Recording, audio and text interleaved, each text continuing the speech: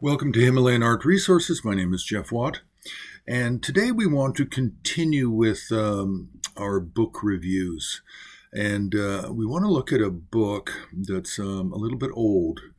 And I know that a number of you have asked me to do book reviews on newer publications. Well, you have to send me the names of those books because I can't always come up with the names, and then we don't always have them or have access to them. But please make recommendations. Now, the book we want to talk about is actually quite important from the point of view of iconography. We didn't do a review on it before because we didn't have access to it, but the book is the Indian Buddhist Iconography by Benoytosh Bhattacharyya. Now, the book was originally done, I believe,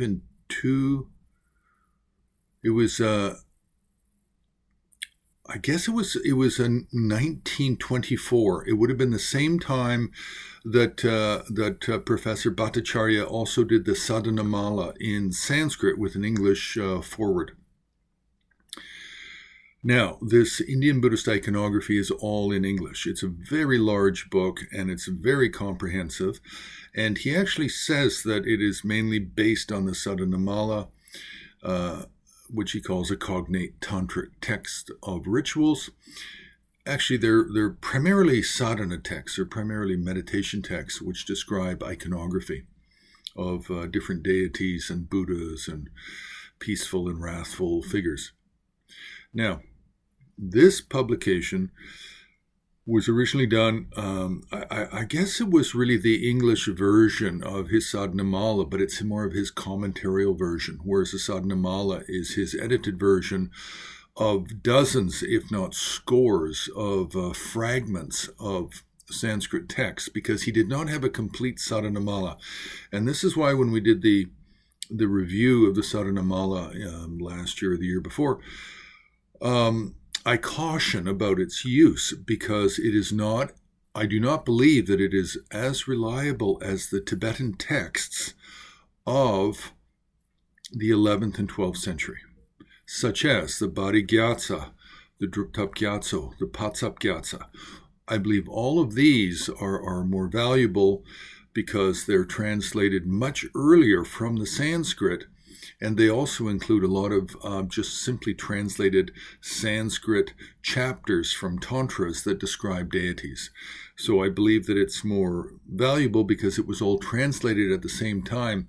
And we even have numerous versions. I think with the Bhāri-gyātsa, Bhāri-lodsawa, Rinchen-drak, I think we have 6 or 7 different versions in different tengyurs, different collections of the commentaries, of Buddhist commentaries.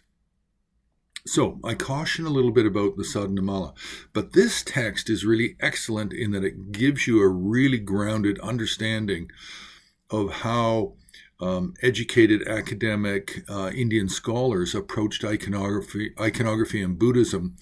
And so this is really a wonderful addition. I wish there was a PDF copy. If somebody knows of a PDF copy, then please let us know. Now, also, there's a tremendous number of images, but they're not of a great quality because this was published in 24. Then it was redone.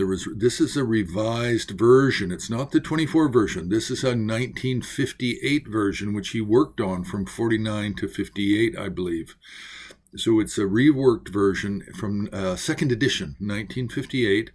And then it was the physical copy at hand here is Cosmo Publications out of New Delhi, and it was published 2023. I think they also did a publication in 2000 and I think just 2000, 2001, 2002 as well.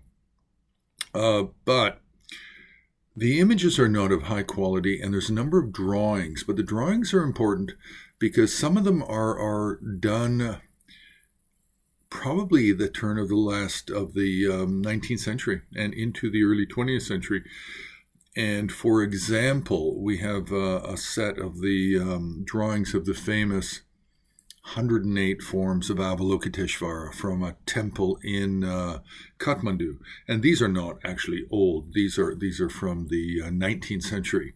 We actually don't have, so far, we actually don't have 108 forms of Avalokiteshvara. What we have is we have a ritual text, a devotional text of the 108 names of Avalokiteshvara. We may even have a couple of versions, 3 versions of it. We also have 108 names of Manjushri, Maitreya, Vajrapani, 108 names of Tara. So this is a genre of literature, the 108 names genre of texts, but they do not translate into 108 different forms of each of those mentioned deities or bodhisattvas.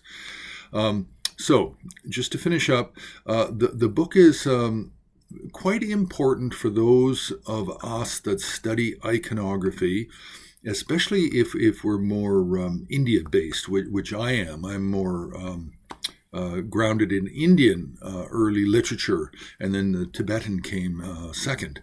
And so, but this is very important for understanding how we developed the concepts we do and the methodologies we do in studying and teaching about Buddhist iconography and Tibetan Buddhist iconography especially. So we'll leave it there. You can press like, you can subscribe. You can join HAR on Patreon. We have more recent material, not the book reviews. Sometimes we have book reviews first on Patreon if we don't have a lot of images or we're just really announcing it. Without too much background, or if we don't even have a copy of the book yet. But you can also make a donation on the homepage of Himalayan Art Resources.